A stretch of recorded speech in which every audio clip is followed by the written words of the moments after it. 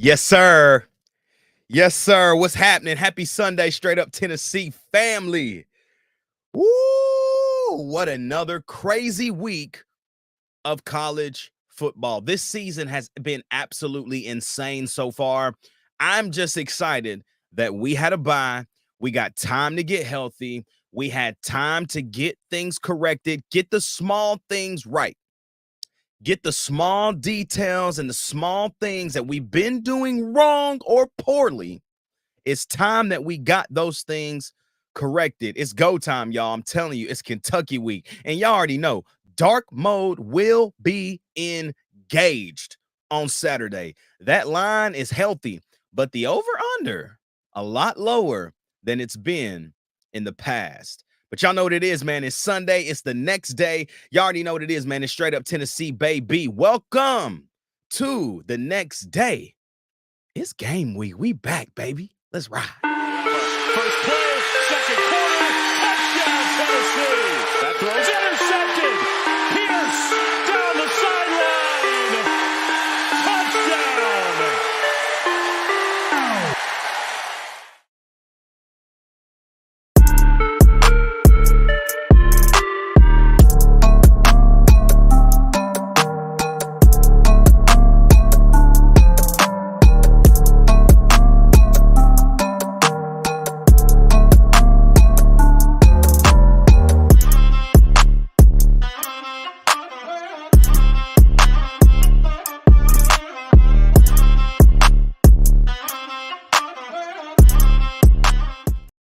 Hey, what's good, fam? What's good? What's good? What's good? You already know, man. Run the chat up tonight, man. We talking crazy all week. It's Kentucky week. It's our sons. It's our little sons week. This week, it's Kentucky week, boys. Like, comment, subscribe. Hit that bell notification, man, so y'all never miss a show. We live tomorrow night as well, 7:15 Central, 8:15 Eastern. Gonna be a fire night. Very excited, man. Might hopefully, fingers crossed, get that boy Lance Asher. I don't know if y'all remember Lance. Lance has been on the show a lot in the past, whether it's basketball or whatever. But he comes on the show every now and then, and we talk all things Kentucky. Who are they? What do they bring to the table? I can tell you from the top, Kentucky is a really bad football team. 3-5. We'll talk more about them tomorrow. But they're gonna come to Neyland and they're gonna try to sniff out a win. They're gonna do everything they can to win that football game. But you'll see why. I'll talk about it here in a few minutes. But I think that this bye week was right on time for us. This is exactly the bye that we needed at the right time to get the right people healthy and to get us to that next phase of the season, which is November. They say championships are won in November. What's going to be your reminder of this team? What's going to be the legacy of the 24 team? I mean, it's a stout November. You get Kentucky, Mississippi State. I understand Mississippi State is 1-7 in the SEC. But the thing is that they're in every game they play. Now, Arkansas beat the brakes off of them. But there was a moment that they were in the game. And they score, quarterback can run. They've got a lot of different weapons. Mississippi State, I mean, don't sleep. Georgia on the road, we know what that's going to bring. And then again, y'all, you cannot sleep on Vanderbilt. You cannot sleep on Vandy. I mean, they think they can win every game, and that is more dangerous than a team that knows they should win every game. A team that thinks they can and a team that knows they should, completely different. And so you can't sleep on Vanderbilt, man. November's going to be crazy. But top of the show, man, let's see what the chat going on, man. Shout out to the boy Noah James dropping a 10 early. Says, I work with a Kentucky fan. All he says every day is wait till basketball season. But as of late, he can't really even say that. His score prediction, 41-18 Vols. RIP, Mr. Robert. Noah James says, I told him I don't overlook anyone. And he said, why is y'all's band playing the game? What? What are you talking about, Noah?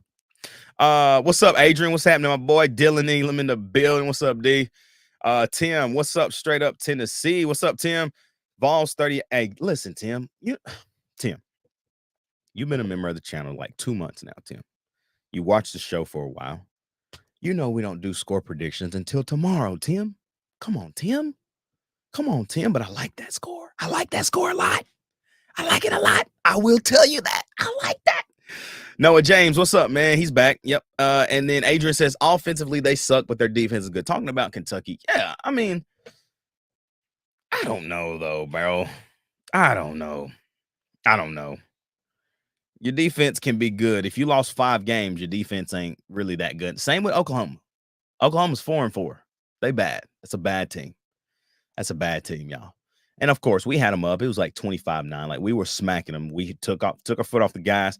I think we could have beat Oklahoma like 41-15. Like we could have, and we should have, because I think when we pulled off in that Oklahoma game, it is the exact reason I think we are out of sync right now, which things look like they're on the up. I will say that things look cleaner, things look better, but we're going to find all of that out this weekend. Dylan says, this is the one game this year where I've barely even dived into the matchup because we're their dad.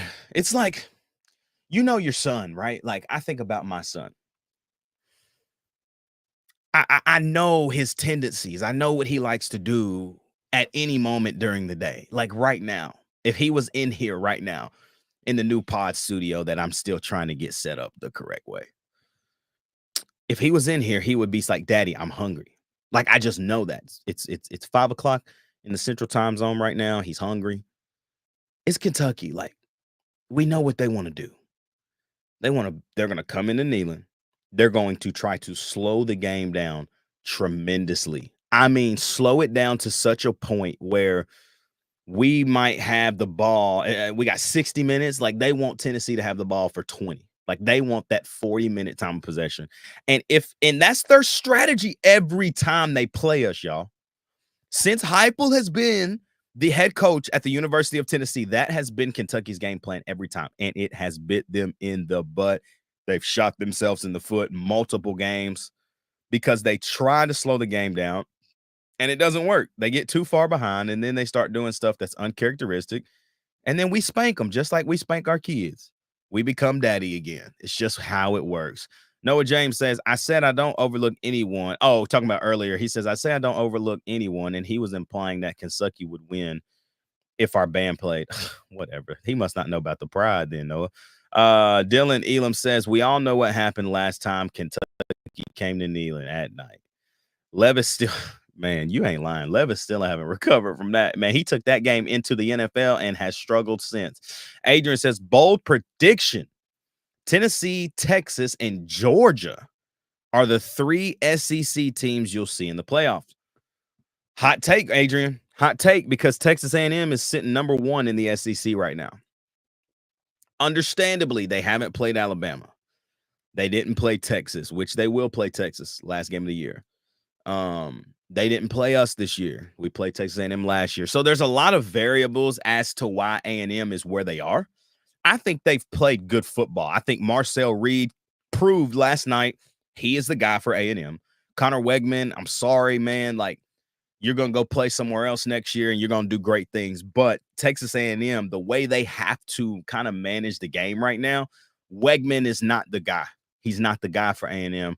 Marcel Reed is the freshman right from Nashville. Actually, I think he went to where did he go? Goodness. Oh, he went to like a prep school here in Nashville. I can't remember the name. He was actually he was an unofficial visit at the Tennessee Ole Miss game in 2021. I remember seeing him there. You know, Tennessee didn't recruit him too hard because Tennessee knew we were going for Nico. But Reed can ball. Reed can play. His legs are dangerous. If you haven't seen A&M play, his legs are absolutely dangerous. Down the field shots are not that great. So that's why I don't know about A&M. I think that they're proving that they belong. And Mike Elko's doing a great job coming from Duke all the way to A&M, like replacing Jimbo and doing things at such a high level. Like I got to give Elko his flowers, man. Like he's doing a great job. Defensively, they're strong. Offensively, they know they can't really stretch the field there you go, Dylan. That's it right there. Montgomery Bell Academy. Yep, that's exactly right. That's where Marcel Reed came from. But I don't know, man. I still don't know how I feel about A&M. I think they're good. I really do. I think that's a good football team, but I also think that they've had the luxury of not playing the best SEC teams so far. So, take that how you will, but it's gonna be fun, man. I'm excited for Saturday. You know, it's been a couple of weeks since we've played. You know, giving us some time. You know, I think it's giving them some time to get healthy, and that's what I was talking about, man. Like, how should Tennessee have improved over the bye week? Well, I got three things for you that I kind of want to dive into this kind of thing. Like, how should we have improved? Well, one, the first thing is health. I think John Campbell Jr., Dante Thornton Jr., Squirrel White, there are a lot of key pieces that have been dinged up really since the Arkansas game. John Campbell's been dinged up all year. We know his issues with his knees. Squirrel has an AC joint sprain, and you can play through it. He's been playing through it, but you can see that any time the arm is touched, anytime he tries to lift the arm to make a play, at least over the last course of, the course of the last two games, Florida and Alabama, both at Neyland, you could tell Squirrel White was favoring that shoulder. An AC joint, that's one of those things that you can play through, but you're gonna have to get that fixed. But he's had time now. I mean, now Squirrel on a Sunday is on day what's that, 9 of rest. He didn't play the second half of the Alabama game. So he's on day 8 of rest right now. Like, he's gonna be on a pitch count for some time, and Squirrel's been struggling. He's been struggling. He's hurting us in moments, but I feel like they're just gonna play him through it. So I think that's a positive that he's had ample days to get ready for another football game. Dante, the thing with Dante is, I mean, I'm not even gonna hesitate. I'm gonna say it just how it is. Dante's our best receiver this year. Would y'all agree? Dante Thornton is our best receiver this year. He's made the biggest catches in the biggest games, and he's done things that has kind of solidified him to me as our best receiver. He's wide receiver 1. That's what I would say. And if you got to challenge me with that, look at Oklahoma. Dot ball across the middle. Tutty. Huge play against Florida. The RPO, why in the world are we throwing the ball? Well, number 1's out there. He's going to catch the football. Dante Thornton on the RPO on the last drive of the game gets another 11-yard run that really makes us get into that range, that D-Samp nasty dog, let me run you over type range, right? Like, Dante made that play. I think if Dante was healthy, he only played 4 snaps against Florida, and they were the 4 snaps in overtime. He played 4 plays, and they didn't play him till overtime. That's how much trust they have in Dante. And I think that's why now he got the time to rest, because that knee got banged up a little bit. But he's now on day 8 of rest, getting time to get that thing back so that we're ready to go. I mean, Alabama, think about the Alabama game. Nico puts that ball on a rope. Dante fingertip catches the thing. It's time to get some more tutties, Dante. We're going to see some. We're going to see some more tutties. But he's playing great. He's solidifying himself as an NFL type receiver. Like, he's putting him in that conversation. He's putting himself there. Getting him healthy. I think Omar Norman Lott was a little dinged up. I know if y'all saw, Tyree West was a little dinged up. Really, the whole entire offensive line. Listen, they don't ever come out and say, hey, this guy's injured. This guy's hurt. All of them always hurt, man. That is a physical portion of the game. Front 7 on both sides. You got the offensive line, the 5 of them, and then you got the front 7 on the other side. That is those guys are not 100% at all, but they've had time to rest and get healthy. That is the first way I feel like we should have improved over the bye week, getting healthy. Like, there's no excuse getting into this round. Let me hit the chat real quick before I move on to number 2. Dylan says Squirrels just needs to go ahead and get surgery. He's hurting us more than helping. Yeah, I said that, man. I think he's hurting us. We need him though. Like, that's the problem. Maybe we don't need him, but man, we've got to get into a space. I feel like Heupel, Kelsey Pope, they've got to get into a space where they trust the young guys.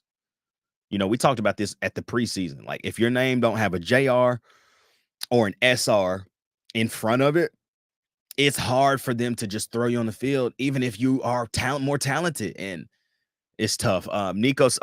Adrian says, I hope Nico worked on not putting so much on his deep throws.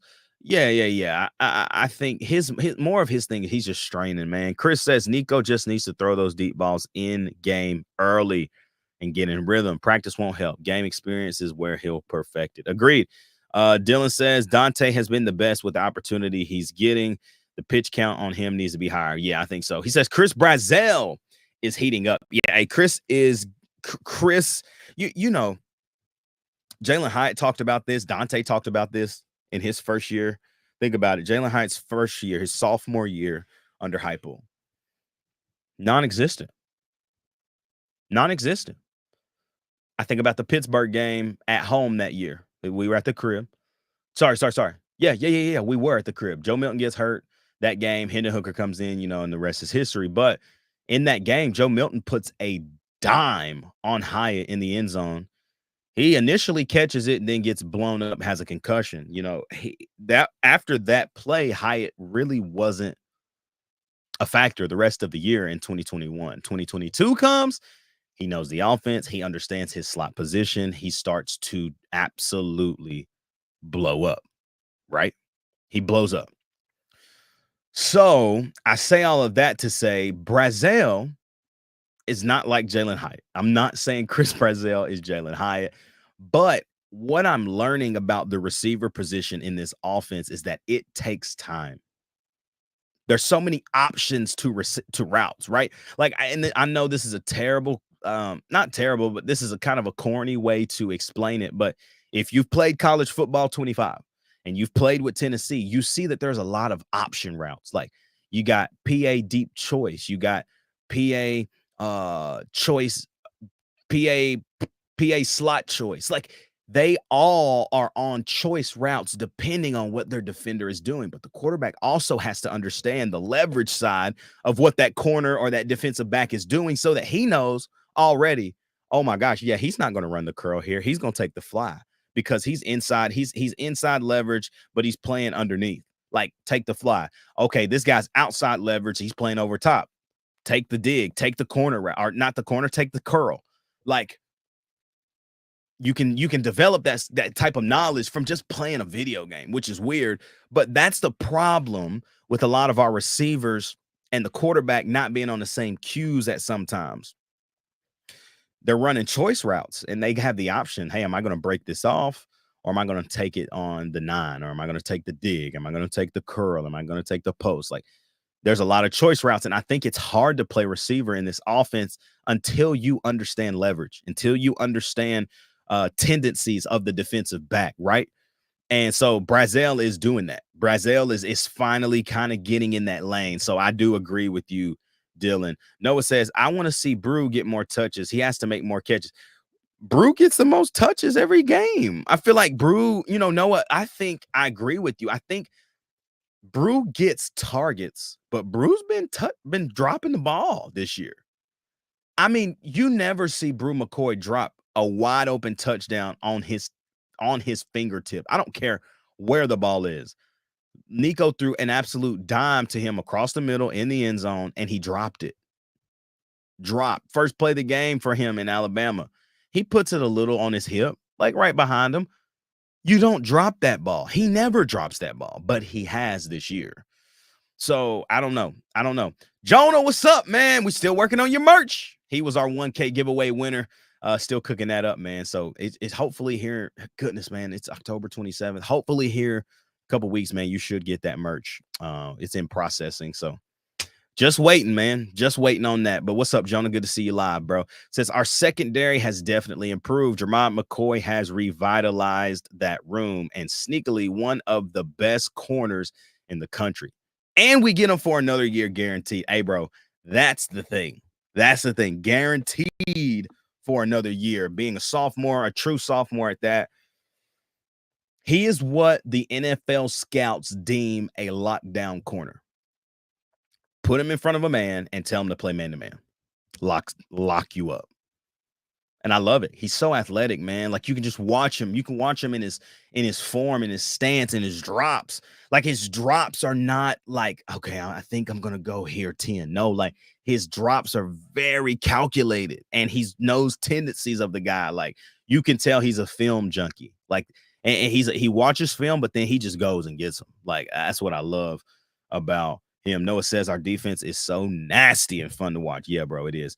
Dylan Indian said that's a big reason why we're not seeing Mike Matthews too. Dylan, unpack that a little bit in the chat a little bit. I feel like you're talking about because of the choice routes, like understanding leverage, understanding coverages. Hey, you can't run a seam route even though you want to, like, take the dig, take the curl. I think that's what you're talking about. I think we're on the same wave right there. But number two, how Tennessee should have improved in the bye week. We talking about wide receivers, so let's talk about it. I said QB, wide receiver, timing. These are things that you thought we would have figured out in the offseason. But we're still having issues. We're still having issues with timing, and you can tell a lot of the times Nico's letting the football go, ball's on time, receiver hasn't got his head around. There have been times where Nico's thrown the ball late or into double coverage, triple coverage at times, and we forced it, and there's an interception. There have been times where, I think about this was from the Alabama game. Florida game. The middle screen that was going to Dylan Sampson that got batted down. You remember this play?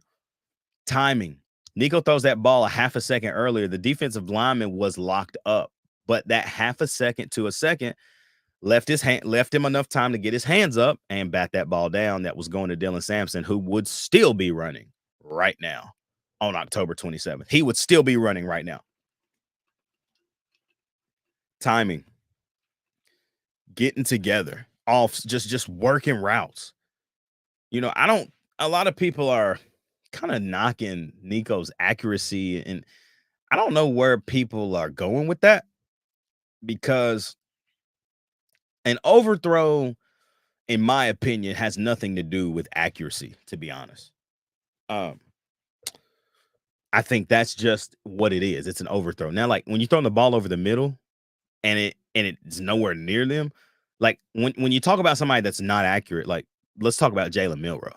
Like, that's a guy that's not accurate with the football. He just, if it's not a fly route, it's an incompletion. Like, if it's not a fly route to Ryan Williams, it's an incompletion. You saw that against Tennessee. He went 25 of 45. A ton of incompletions. Out routes thrown way too low. Slants thrown up to the second row. Like, that's an inaccurate quarterback.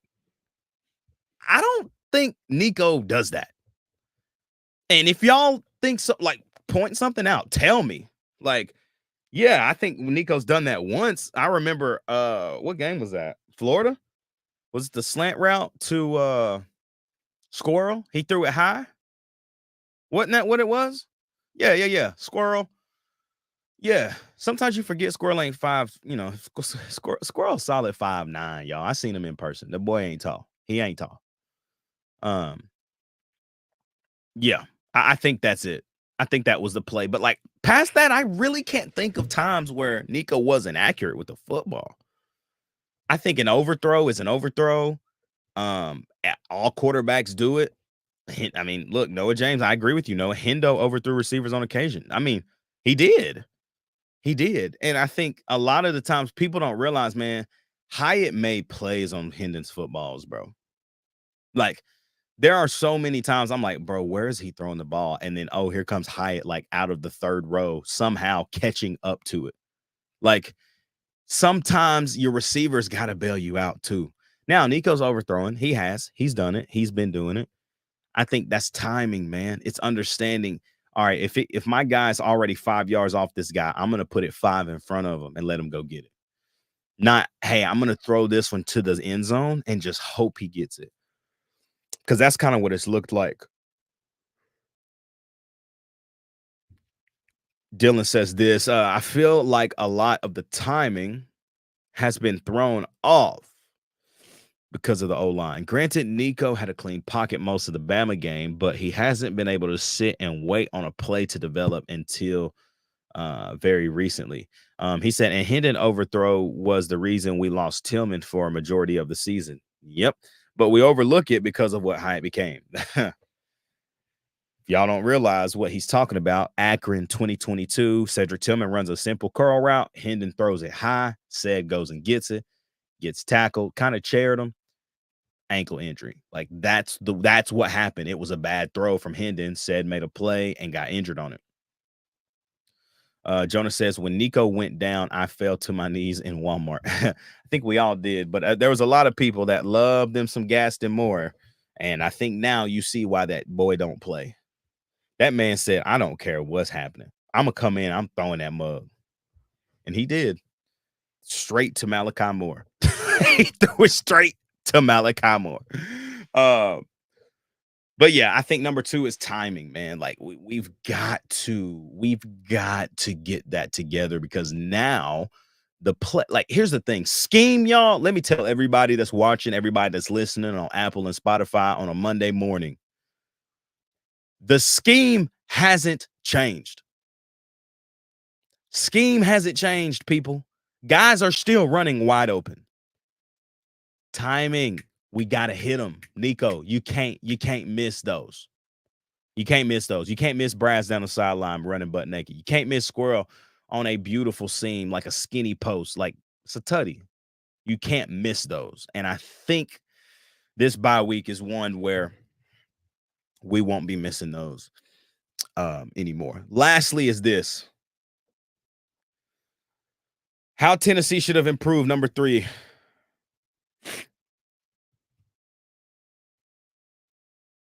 I don't know if y'all gonna like me for this, but it is what it is. I still think the linebackers got to get better.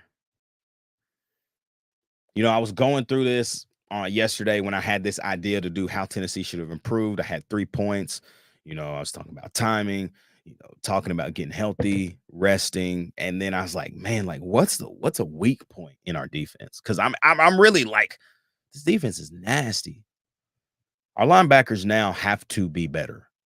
There's a lot of times in that Bama game, Milroe could have ran, y'all. There, I mean, I find, shout out to my boy Dylan for telling me about the Skyview on ESPN. I went back and watched some of the game.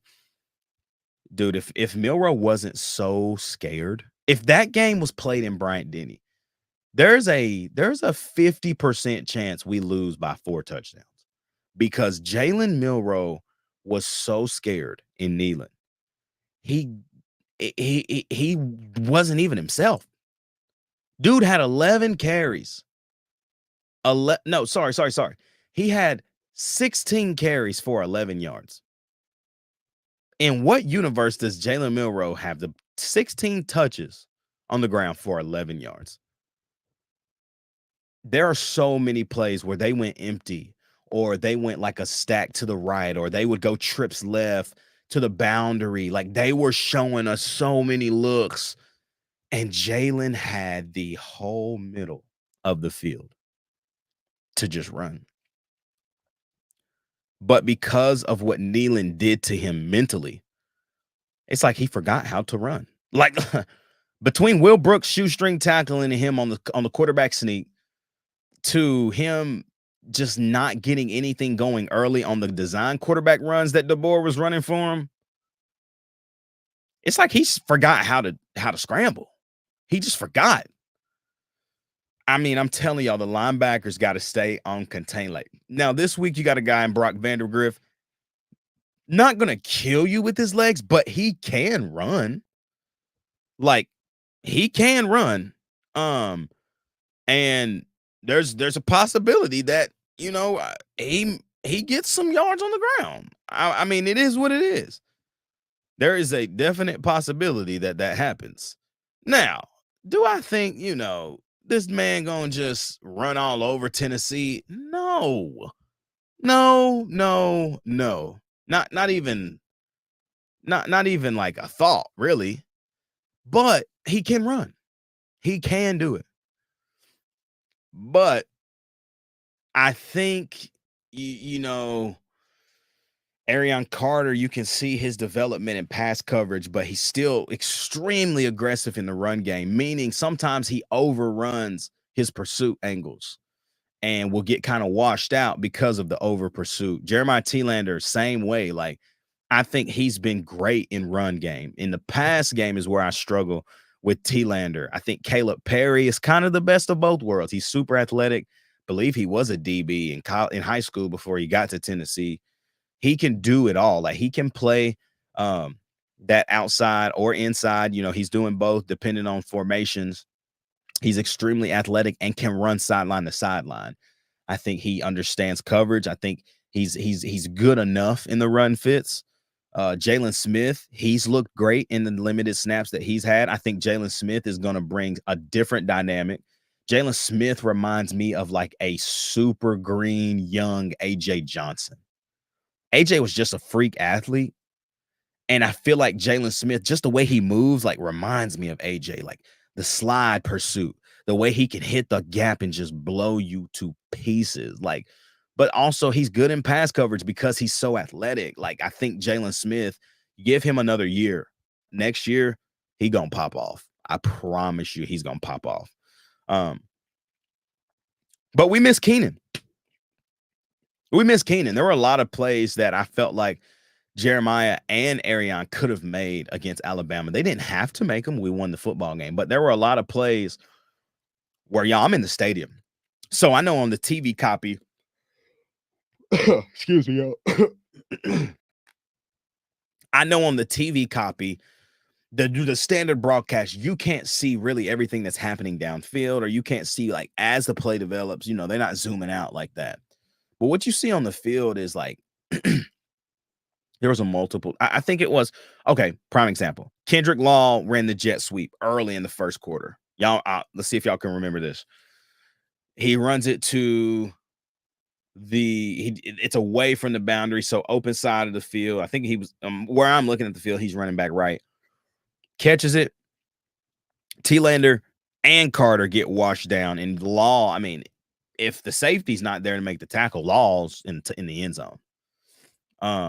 But it's because of over pursuit angles. Like, we've got to pursue with great fits, great angles.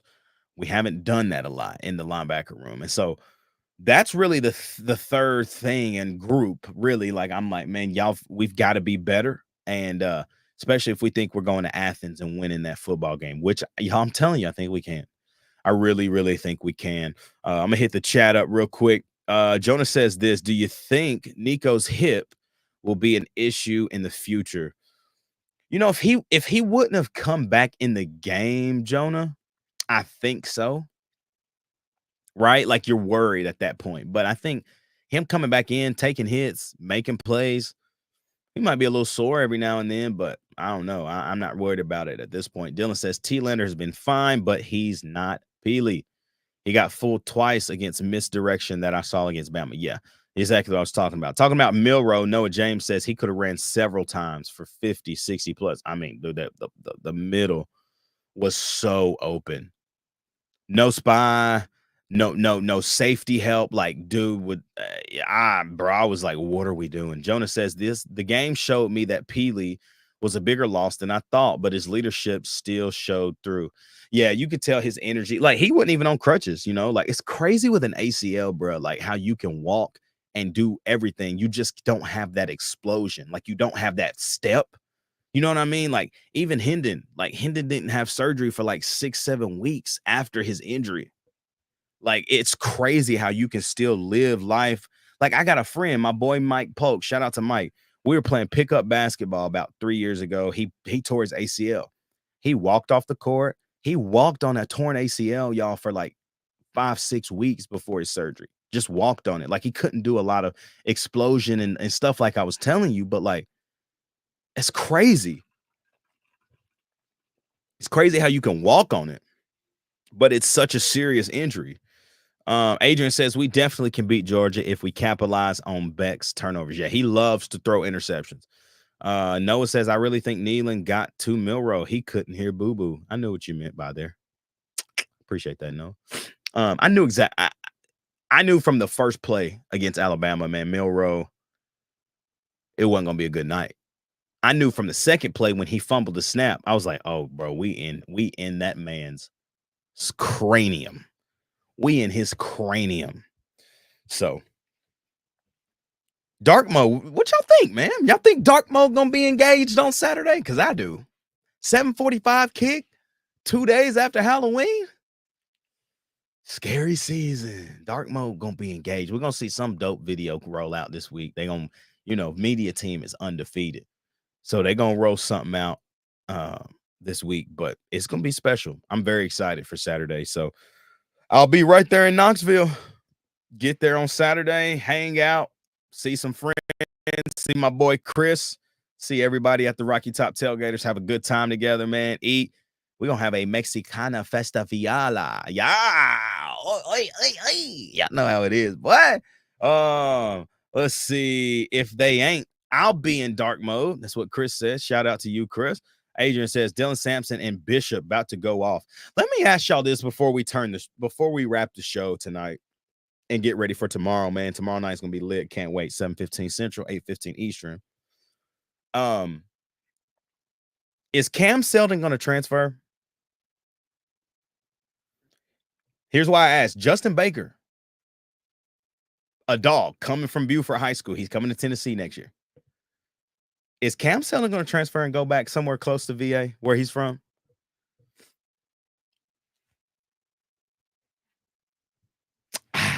I won't be surprised. I won't be surprised. I'm telling y'all. Because if y'all ain't seen Justin Baker, y'all ain't seen Peyton Lewis, who's already on the roster. Right. Look, Adrian right here. If not him or Peyton Lewis, I don't think Peyton Lewis is going to transfer. But look, Daniel Hill says it right here. I think it's P. Lou and Bishop's team after this year. I'm telling you.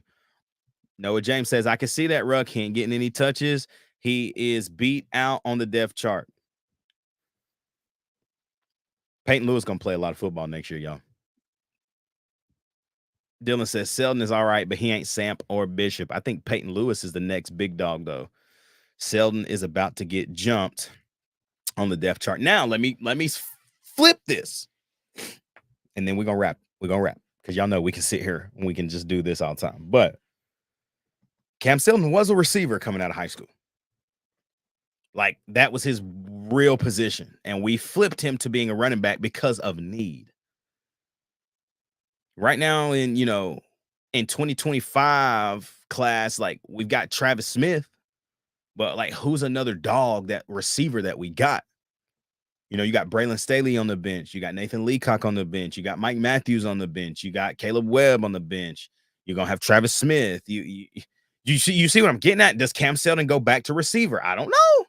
I've just been thinking about this because I'm looking at the rotation at the running back next year. Dylan Sampson, he's going to the NFL this year. He's gone. And if he comes back, I will personally call you, Dylan, and say, please do not come back. You're about to go be a millionaire playing the game you love for the rest of your life. You're going to get deals. You're going to get sponsorships. This is what your agents are telling you. I know. But I'm telling you, do not come back to Tennessee next year. I would love for you to. But for your Arian Foster health, because Arian Foster should have left after his junior year too. Don't make that mistake, D-Samp. Do your thing. Go get your bread, bro. I know NIL pay you good, but it ain't nothing like Millie's. Like, they going to get you. Noah James says, Ruck, you got to start doing our lives. Bruh. If I could ever get my boys to hop on here all the time, like, y'all know, I'm always going to be on here. But my boys always doing something. Maybe I'm just the lowlife in my friend group. Maybe I'm the one who does nothing, who just doesn't go on vacation, doesn't do any of this because I just love doing this. This is what I love to do. And my wife lets me do it. She down there taking care of my little man while I come up here, hang out, talk to my boys at Straight Up Tennessee. But all my boys, they ain't never on the show with me. So whatever, though. Dylan says he ain't talented enough to play receiver for us, truthfully. Don't sleep on Rodarius Jackson either. Yeah, I forgot about Ro. He cold. He nice. Yeah, he's nice. I forgot about him. Travis Smith is cold, boy. Golly, watching him play is just oof. Live with Boogie Bentley sometime. Y'all make it happen, man. I would love to connect with Boogie, man. I would love to connect with Boogie. Love their show. I watched their show. I've been a member. Ruck It Up Barbecue. If y'all ever see that on Talking Balls, that's me. I've been a member on the show for, I don't think I am right now. I think I forgot to renew or something, but I love their content, man. I watch it all the time, listen to love Coach Jay, love his takes, everybody, man. So I love to learn from them too, because I mean they've really been grinding this thing, and the fact that it's Boogie's job now and all of that, like I think that's super super dope. And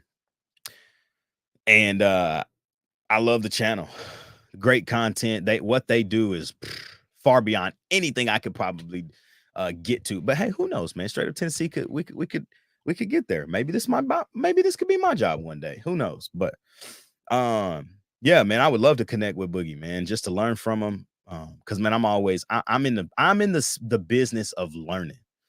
I love to grow. I love to see what people do, their mindset, like why they do this, like why did this help you, and try to apply the things that they do, to this show or to stuff that I can do personally to get better. So that would be dope, man.